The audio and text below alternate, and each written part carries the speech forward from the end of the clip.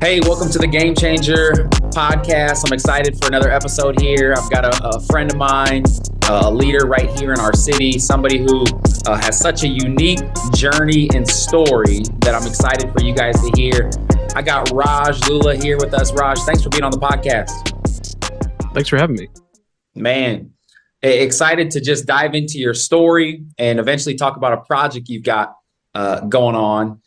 But I'd love to start just kind of with your story in the beginning. And, if you're listening online or wherever you're listening, you're not getting the visual that we have, describe where you're from and just your cultural background and just kind of a little bit of your upbringing. Yeah. So I'm from Omaha originally, although born in Kansas City, but spent most of my life here. My dad is from India. My mom is from the States. She's white. My dad is a practicing Hindu, and my mom is a Christian. She has been my whole life. So kind of grew up with both sides of that in my world, though we were in church every Sunday. And, but we got both sides of that, kind of upbringing. And when I was in high school, I felt called to ministry, went to Bible college, and I did that for the first 10 years of my career, ministry nonprofit. And then at the end of that, ministry had not really worked out super great, like definitely not the way that I'd planned. I'd planned to be in it for 40 years and, kind of retire or die in it. And after 10 years, I'd had 7 jobs. Part of that was the recession of 08. Part of that was just not really understanding where the right fit was or what the path looked like for me. And so about 10 years ago, I switched into the creative work side. I had, in pretty much every church role or ministry role that I've ever been in, had been on the creative side of things. I started out in music and I was always just kind of the young guy in staff doing websites and Facebook pages and all those kinds of things. And my last job in nonprofit was the one that kind of put all those skills together. I was communications director at a Christian college. And I was like, wait, all the stuff that other people have been asking me to do as like side work from my job, I can do as just one whole job. And for me, that was the tipping point into just doing creative work for a living. I'm now the co-owner of Fruitful Design Strategy here in Omaha. And I've been working with my great business partner, Ben Luters, doing that. I was actually a client of his first, and then came on as a partner about 7 years ago. Okay. Yeah, I want to talk about Fruitful because I know we've done some work together. You guys have been through a lot over the last, 7 years together, and just even some of your shifts recently. But, going back to your upbringing, your mom's a Christian, your dad a practicing Hindu. You said you were at church every Sunday. Was that, a Christian church with your mom, and was your dad a part of that, or did they kind of operate in two different lanes when it came to kind of their belief system? Yeah, it was pretty different lanes. We were in Christian churches, specifically mostly white evangelical churches, which is a part of my whole story as well. From I think literally the week that I was born, the way that my mom tells the story. And my dad's influence was more subtle. It was more bedtime stories, that telling like Indian folk tales, or even just the principles of living a life that is trying to essentially have good karma. And so it was pretty separate. But it is worth knowing that in Hinduism you have kind of 3 major branches, at least the way my dad describes it.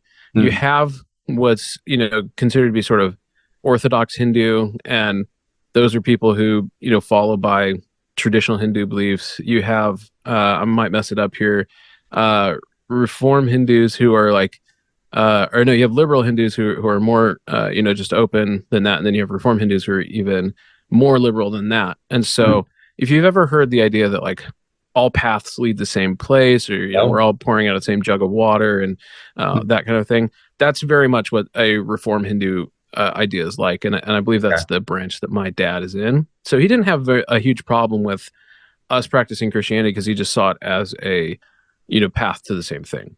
No, that's interesting. I mean, it sounds like though you knew at a young age you wanted to follow Christ, follow church ministry at some level.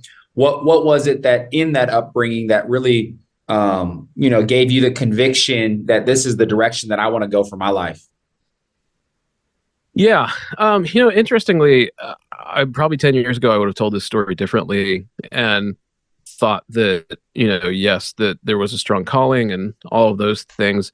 I think now that there was a lot of natural gifting in, especially like Mm, creative and communicating arts, that I was really drawn to. We had an amazing senior pastor. His name is David Haynes, and mm. is arguably one of the best preachers I've ever heard. Wow. And almost poetic with his words. Mm. And I just thought that that's how every pastor was, that they cared that much Yeah. about their writing, that Mm. they would quote Tolkien and C.S. Lewis and all that in every sermon, because that was the only exposure I really had.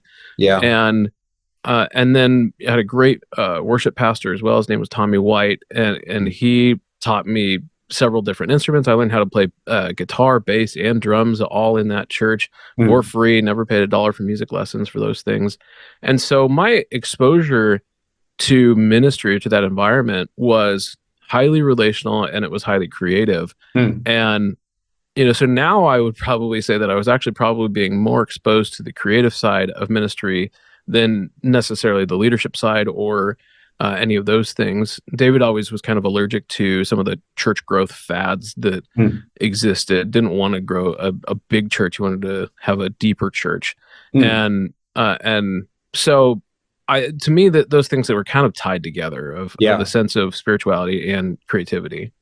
I love that you said that. I think about, a musician or an artist, a singer who says they grew up in the church, and that's kind of the platform where Yeah, they grew their gift and then took it beyond just that church. And so it sounds like for you, the platform and then having visuals, models in front of you that were operating in kind of that creative realm and communication in art really drew you to kind of understanding probably what was inside of you and yeah, learning what kind of how God created you and the gifts that God had given you. And so you kind of follow that path into ministry, probably very, like you said, consistent with more of your gift mix and just kind of the art forms, not just, pursuing the leadership side or wanting to lean into helping people grow in a specific area.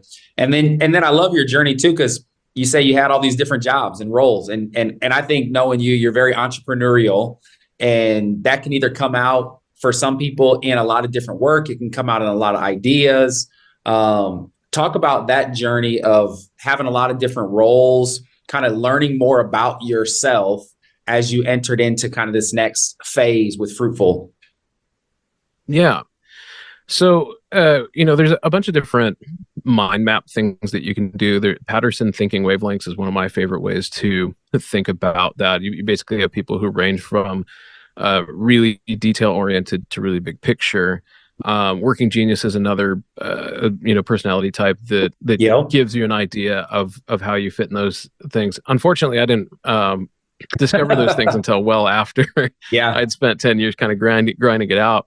But both of those things kind of confirm that, like, I'm a really big picture guy. Yeah. I'm very creative, and my last boss that I ever had, besides myself, at least so far, was a guy named Dave Miller, and he was like, "Look, churches only need one of you, and in very small doses." Yeah. And that matched up so well with Hmm. my experience in ministry, was that I had a lot of strategic drive, and most churches, I think it's helpful for people to kind of separate the idea of a church as a spiritual institution Yeah. and churches as essentially 501c3 nonprofit organizations. Hmm. So, Yeah. the building that you go to, the brand name that you go to on any given Sunday morning is two things at every given time. It is Hmm. both a place of spiritual practice that could meet anywhere. It could be outdoors. It could be, that group of people trying to do that thing together is not at all constrained by the name of the church or any of that. Yeah. But the operations of that place who makes sure that there are chairs and who organizes the band and who, makes sure that the building is, swept and unlocked and all of those things. Mm. Those things are all much more of a 501c3 that we would see more like a business. Very good-hearted people working Yep. in those roles. That's been my experience. But there are kind of rules to how those organizations operate. And those rules are much more similar to a business or another nonprofit.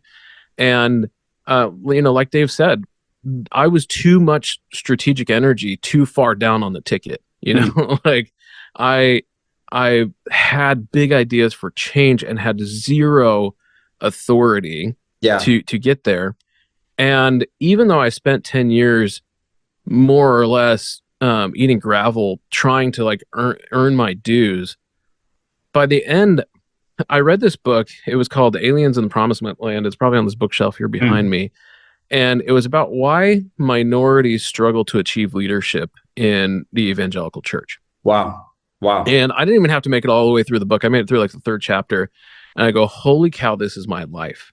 Wow. And it's not to one thing I love about this book is that it talks about racialized environments instead of racist environments, because people get I'm sure even That's people good. listening right now already got their Yeah. hackles up going like, ugh, this makes me uncomfortable. Totally get it. But if you think about at least the way that I experienced ministry, a lot of it was uh, people didn't really have an imagination for somebody like me Yeah. to lead. Because I remember a time really specifically where there were two of us on staff who were young, and we both got in trouble around the same time. And the one guy, the senior pastor, kind of pulls him over to the side and says, "Hey, you remind me a lot of myself when I was your age. Mm. You're being an idiot. You have to stop, or you're never going to make it to blah, blah, blah." Yeah. And then I got the version of the talk that sounded more like, "You're being an idiot. You've got to stop." Mm. There wasn't that identification piece that empathized and said, hey, totally get it. This energy, this drive is going to get you somewhere someday, but you got to harness it. You got to be disciplined, all those Right. things, and you'll get there. And Mm. that's just, for me, it's what I found over and over and over again, both a poor gift mix, a gift mix and fit, and also just that lack of path, lack of identity of people going, yeah, that looks like who we would want to have leading us. Yeah. And so for me, ultimately, I just sort of felt like there wasn't a path Right. to go further. Wow. Bro, I love a few different things that you shared in there. And I'm probably going to forget some of them because there were so many, just a lot of nuggets that you just dropped. And it's one of the things I love about you. And you think differently. And I know you have a podcast too, which we can even point people to at the end of the show.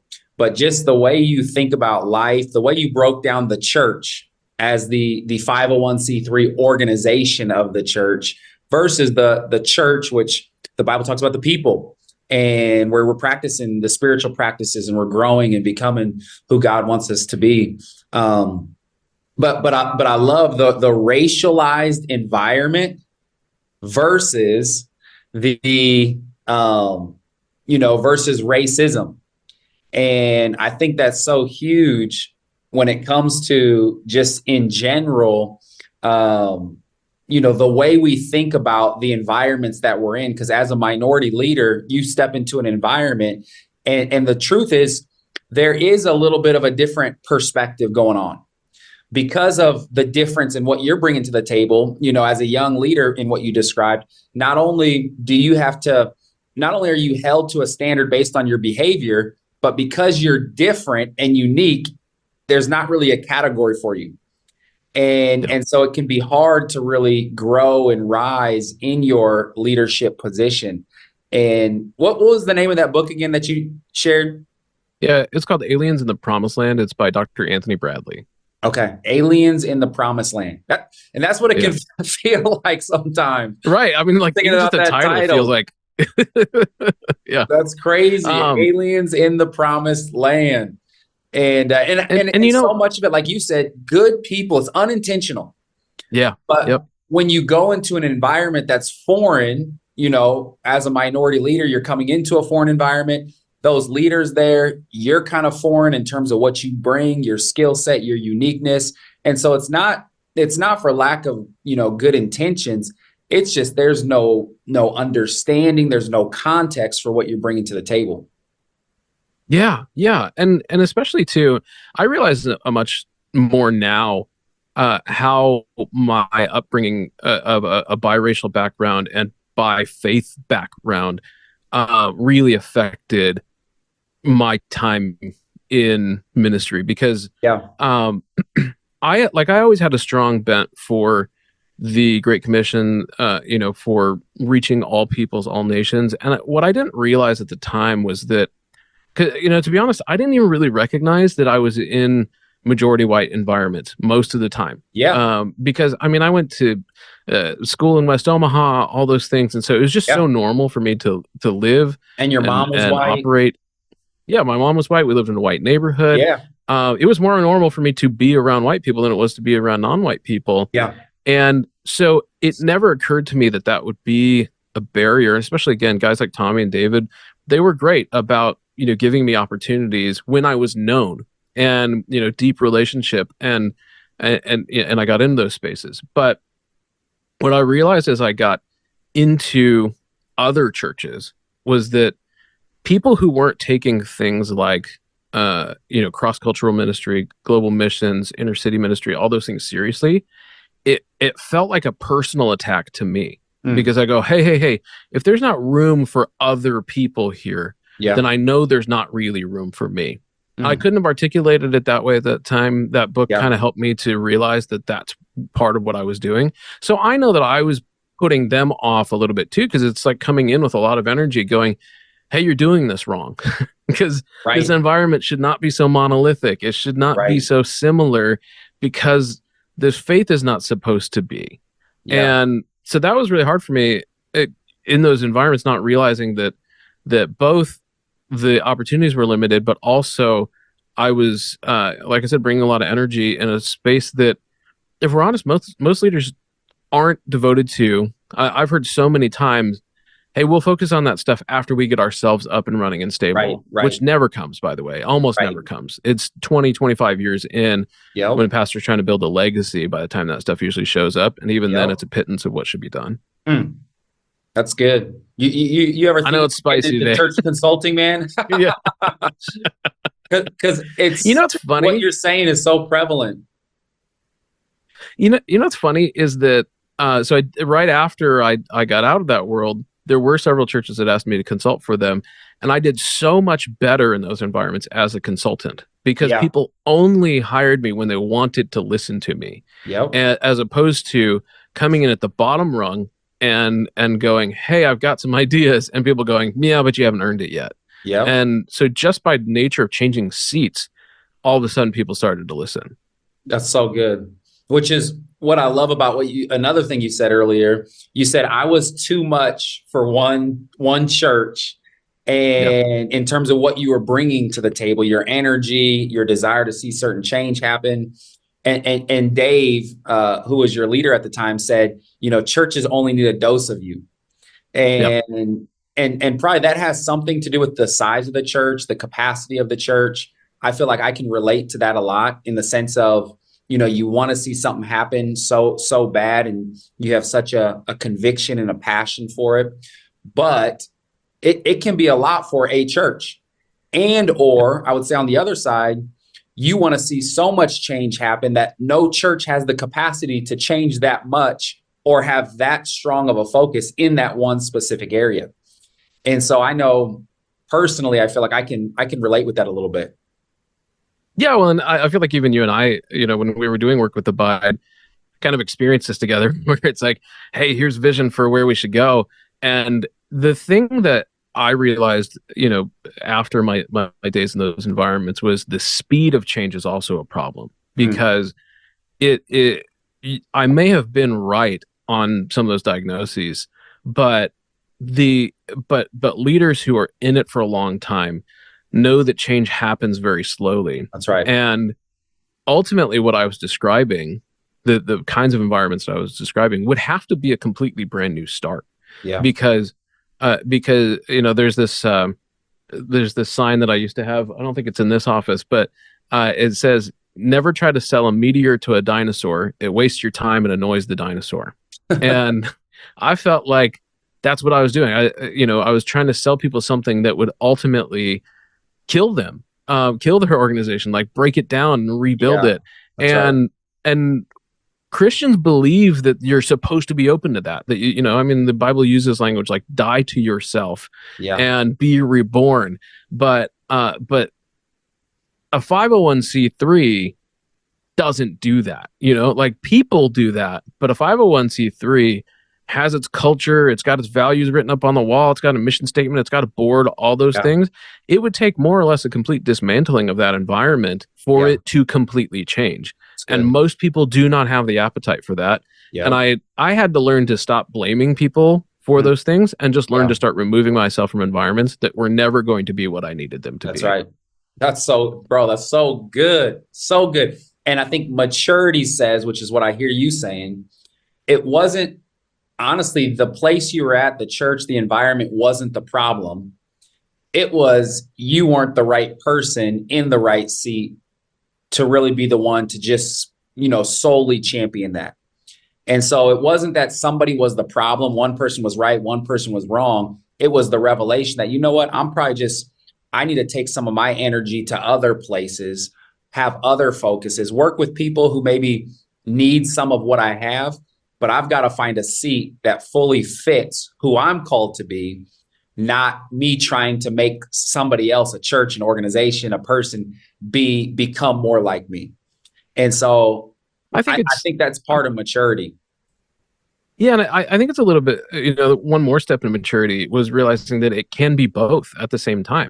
Yeah. There can both be grievous errors in environments, things that should be called out and are actively wrong. I would argue that our racialized environments, our segregated environments in churches are not Yep. to the benefit of anyone, including Yep. those churches. So that can be wrong. And also, I can not be the right person to bring that change, Yep. especially depending on the right seat, the right amount of energy, all those types Yep. of things. Because ultimately, one of the things I learned from those experiences was that even if I had the right idea, I was not the person that those communities wanted to get them there. Hmm. And that's a hard look in the mirror to go, hey, maybe it's possible they were never going to listen to a half Indian guy because they needed to hear it from a white guy. Yeah. They needed to hear it from someone that looked like them, looked like their expectation of a leader who had many years of buy-in with their community, all of those Hmm. things that if that person came and said the exact same thing, that it would land harder and go farther than if I said it to them, and it would take too many scars for me Yep. to Wow. earn that in every one of those environments. And so it made way more sense for me to operate outside of those environments, speak into certain people, certain key leaders, rather than to be in one space, kind of be the Jackie Robinson of that environment and just take the beating Hmm. until I earned my spot. Wow. I wasn't built for that kind of thing, and it also wouldn't do what I really feel like I'm supposed to do with my life. So good, bro. I feel like you're counseling me right now, and you're sharing a narrative, a story, your story, but I can resonate with so many aspects of it.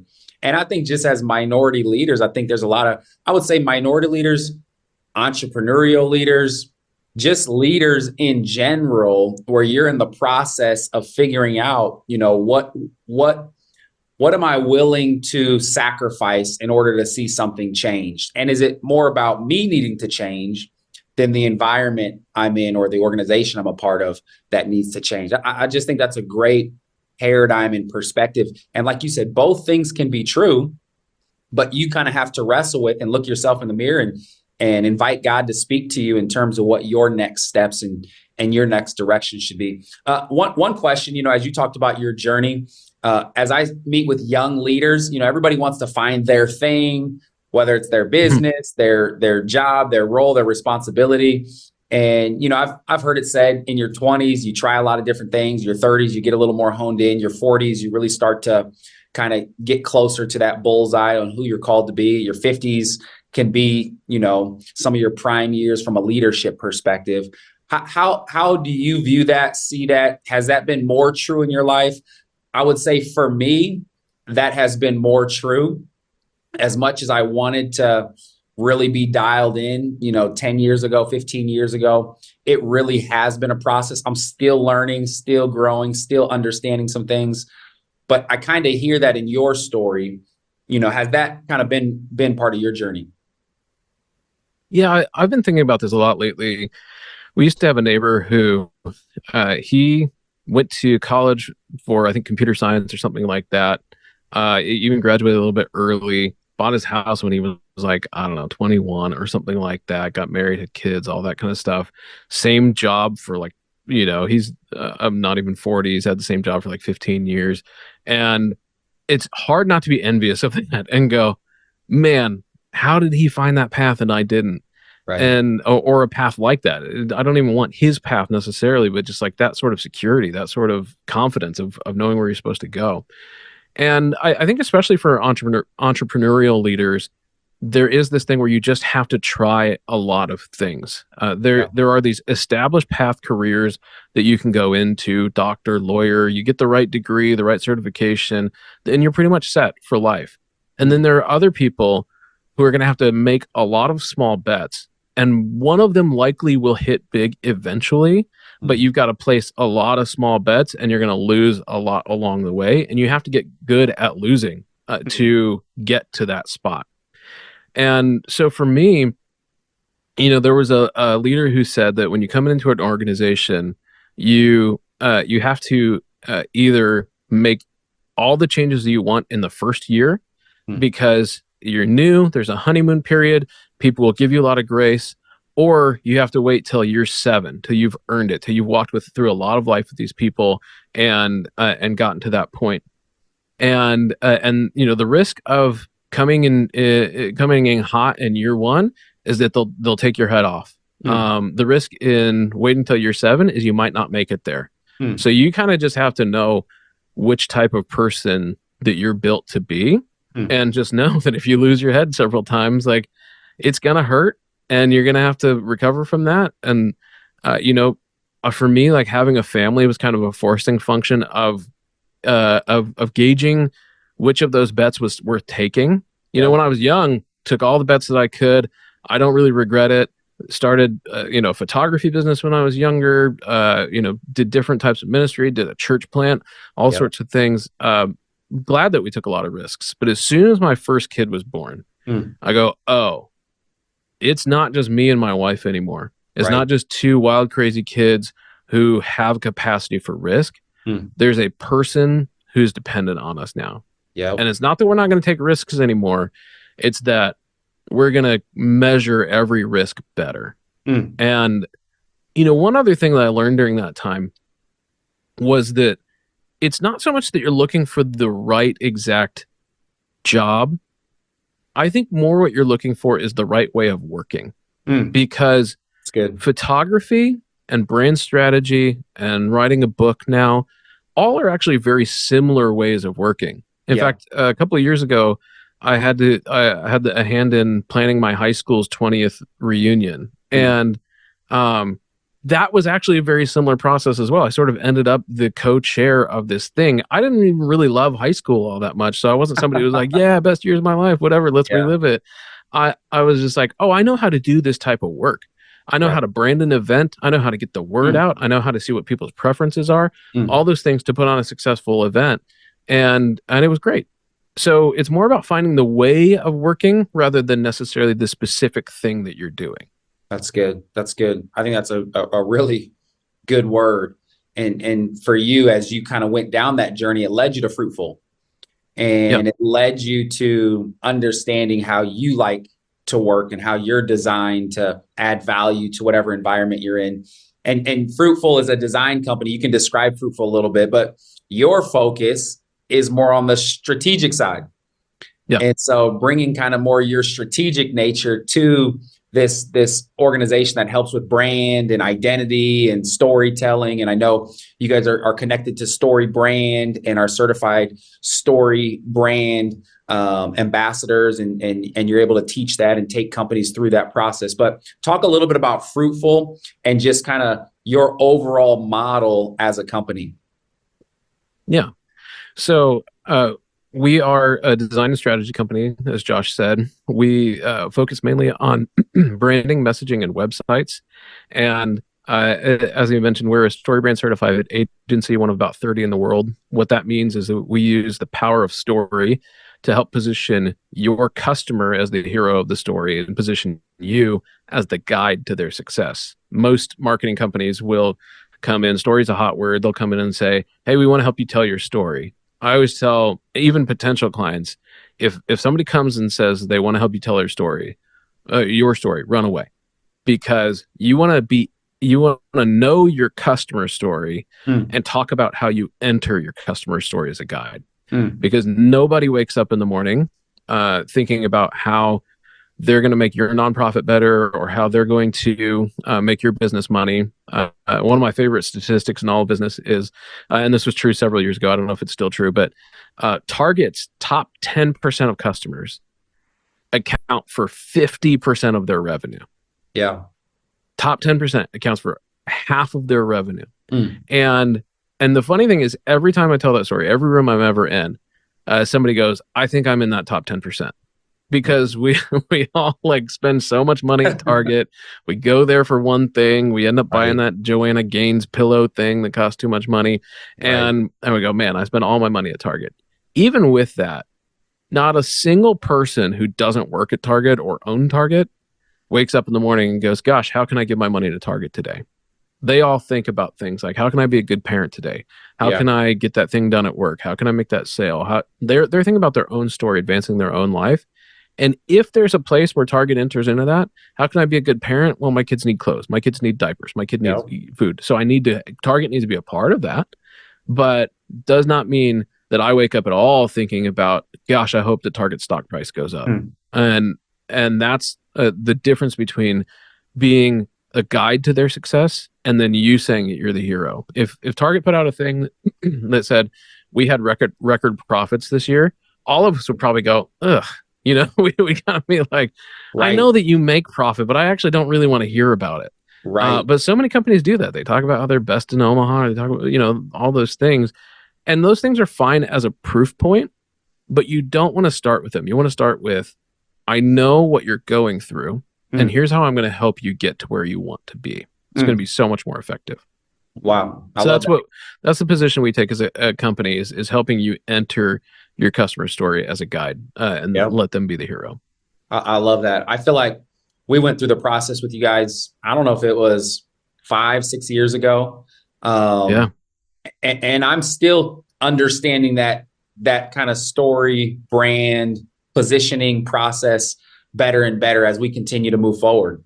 And the idea of being a guide and who the heroes are and making sure that our story is really their story and how it aligns with who they are and what they're going through. And so for me, it's an ongoing process. So to have people from the outside come in with fresh eyes to help bring some perspective, some clarity to some things, I know really helped us think through a lot of what we were doing.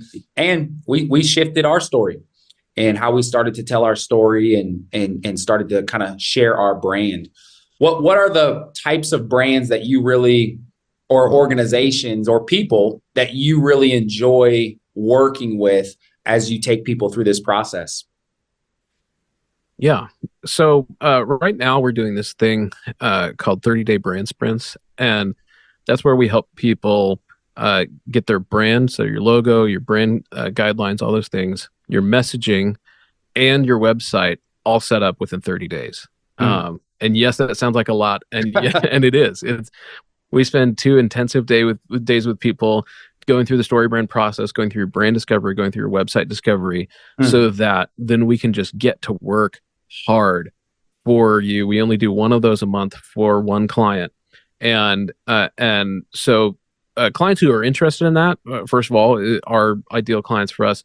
typically these are often service-based businesses because people who are doing e-commerce or need really complicated stores or those types of things aren't going to be necessarily interested in tearing down and putting up a whole store back again in 30 days, may not have the capacity to do that as an organization. Yeah. We will still do those types of projects, but it takes just a longer term. But the people who are either starting something new and are ready to invest in it, there's the old adage in service work that says you can have it fast, cheap, or good, and you can pick two of those things. And so we've optimized for fast and really good. Ben and I have been doing this for 10 years. I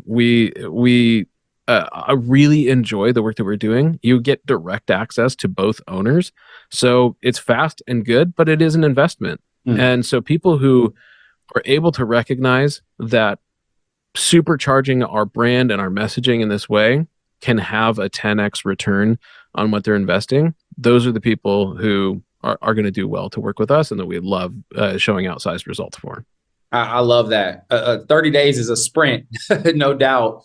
I've gone through some of that process before, but there's something powerful about this idea of immersion and really getting in there and having kind of a short window of time to get it done. And then I just know with your strategic nature and Ben, your co-owner, his design, his creativity, and then all the other individuals that are a part of your team. I mean, you guys really bring that holistic ability to help really develop out a story in a brand, which is powerful. I'd love to shift to a project that you're just kind of finishing up and are starting to, I would say, release to the world, the book that you wrote called The Caring House. And talk about that again. You talk about, come on, we got a picture of it right there. My copy is not in yet. And not yet. Not yet, but it's on its way. And I'm looking forward to diving into it. But earlier, you talked about finding not just the right workplace, but how you work. And so you've been working on this project for a while. Describe the book, describe your heart behind it, and even the process to getting it completed and now released. Yeah.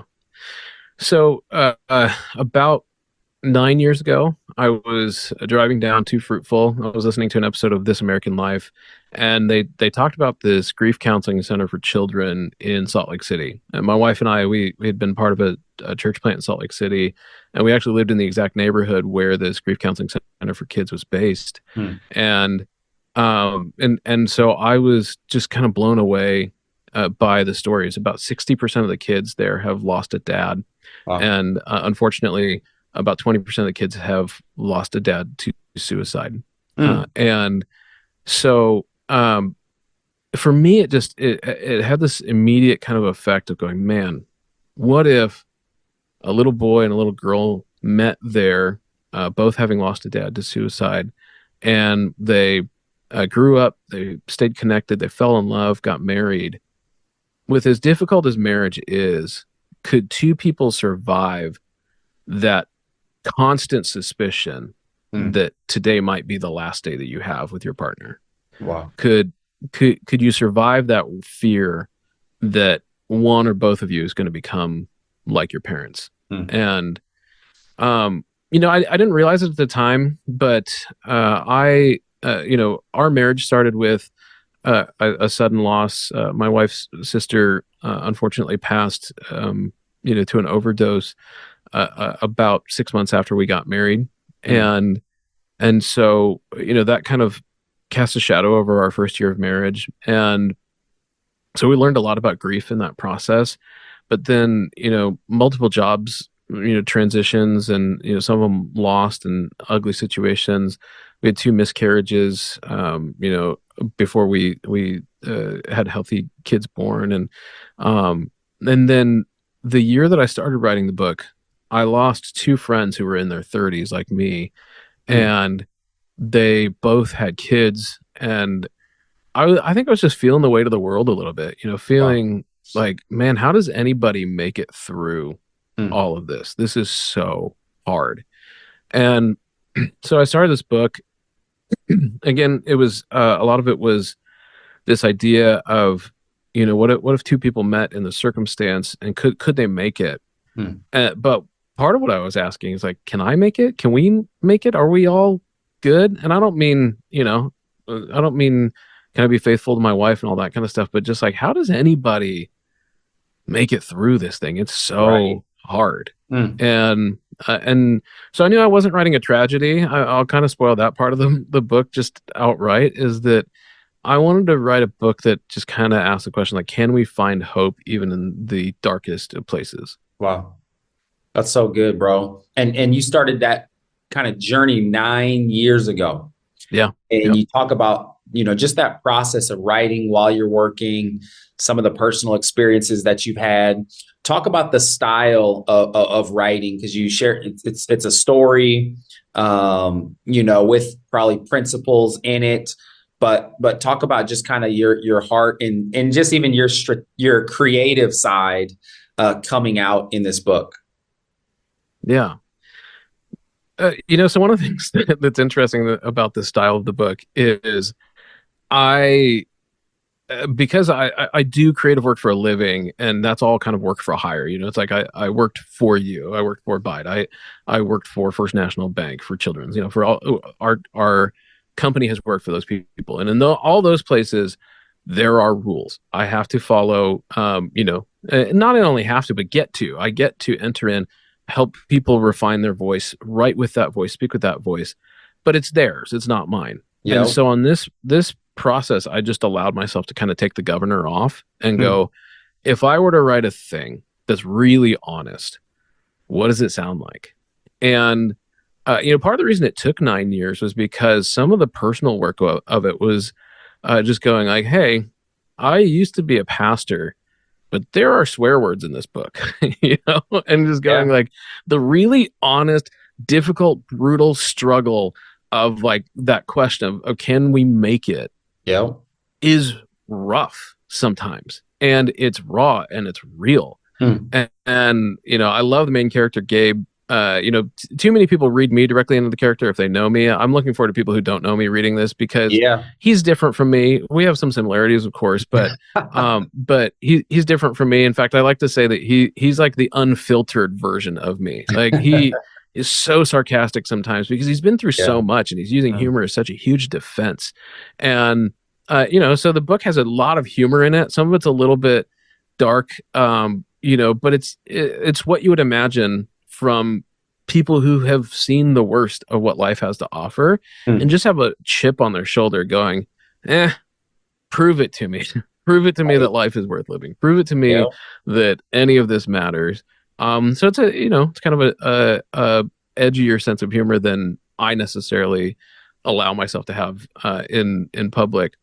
And so the style of it is, it's written from first person. It's very, you get to see behind his eyes. You get to see how he's experiencing all of this. Mm. And there were a couple of parts of my editor was like, I don't know if you can say that. And it's like, well, that's the point, actually. Some of the uglier thoughts that he has, some of the uglier thoughts that his wife Jenny has in the book, um, those are the real things that Mm. people say behind closed doors, that Wow. people ask, that people judge even though they shouldn't, all of those things.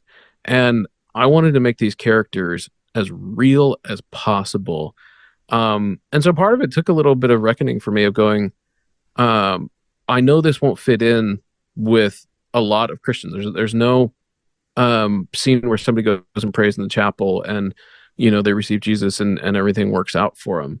This is a lot more like, if I could compare myself to Flannery O'Connor or C.S. Lewis or any of those folks who use the story itself to go, is the nature of reality redemptive and hopeful? Mm. Not specifically chapter and verse and pray this prayer and all those things, but instead just like, are we living in a story that's bleak, or are we living in a story that's hopeful? Mm. And Wow. that's what this book is. It's not meant to be prescriptive necessarily for follow these steps and it'll all work out great for you. Instead, it's, we're going to go to the darkest place and we're going to see if there's still any hope down there. Wow. Wow. So good, bro. So good. What's your ultimate hope for this book as people read it? I know even, the pre-order sales, the proceeds are going to the center in Salt Lake City. But like, what's your hope that this book would accomplish? I was thinking about that today, and you know how when you're sad, uh, listening to a sad song actually makes you feel better. Mm, Um, my hope for this book is that people who feel the weight of the world will feel hopeful by reading this book. mm, And so if you're somebody who like life is roses all the time, you might be like, why did somebody write such a serious book? It may not be for you. It may not be for all of my, or some of my former church friends. But if you're somebody who goes, man, it's been a lot. It's been a lot since Trayvon. It's been a lot since Ferguson. It's been a lot since COVID. It's been, all of yeah, those things. If you go, it's been a lot. And I mm, just want to read something that feels like the way that you feel better after listening to a sad song, that kind of counterintuitive, I'm going mm, to go down to go up sort of thing. That's my ultimate hope for this book. I would love, honestly, if Apple or somebody picked up the movie rights to it eventually. yeah, I'd love to adapt this into a screenplay, because I think we need to tell these kinds of stories. I think we need to look into the places that we're a little bit afraid of. I mm. had a friend who texted me in the middle of the book, and she goes, um, this thing just happened, and I'm afraid to read further because it reminds me of this thing that happened to me. And she's like, but I know that you're going to take me somewhere good. And that's really what I want people to experience. And I want as many people to experience that as possible. Come on, man. The Caring House, powerful piece. A lot of 9 years of investment that go into putting this piece of art, this book, together and out there into the world, which I know is even just a vulnerable place to be when you've poured so much into it and now you're sharing it with so many different people. If people want to get a copy, where's the best place to go and purchase a copy of the book? Yeah. So if you go to rajlulla.com, RAJLULLA.com, then that's really, there's like a bunch of buttons on that site. You can hit any of them that say get the book, and they'll take you to Amazon. It's only available on Amazon right now because about 80% of the books in the US are sold there. And I want to make sure that the most people have the opportunity to find this book. I will start releasing in other places after the launch on March 26th. But if you want to help kids who are going through the loss of a loved one, all the pre-order sales will be donated to the nonprofit that this book is based on. And so please pre-order on Amazon. That is going to make a difference both for other people finding the book and in the lives of these kids. Come on, man. Raj Lulla. Check out the website. Get a copy of the book, The Caring House. Check out Fruitful Design. What's the website, Fruitful Design? It's fruitful.design. We made it as easy as possible. Come on, man. I can remember that. Fruitful.design. Social media handles. Check them out. They got a podcast. I know he and co-owner Ben do together. Great insight, perspective on all things story, design, strategy, life. And so check them out. Raj, thanks so much, bro, for just taking time to share your story, to talk about the book, your journey as a leader. I feel like even just this conversation, it, like you said, not necessarily all descriptive or prescriptive in different ways, but a lot of insights, a lot of great perspective. And I hope as people listen to this, they get to pull out different nuggets that apply to them and continue to follow you on your journey and be a part of the story that you're telling. So just appreciate you, man. Thanks for all that you do. And thanks for spending some time with us today. Yeah, thanks, Josh. Well, hey, thanks again for listening to today's episode on Game Changer Performance Podcast. And look forward to being with you again. Check out our previous episodes if you want to hear other stories of leaders, individuals who are using their influence to impact the world around them, and continue to pursue and press into the game changer calling that God has in your life. We'll see you next time.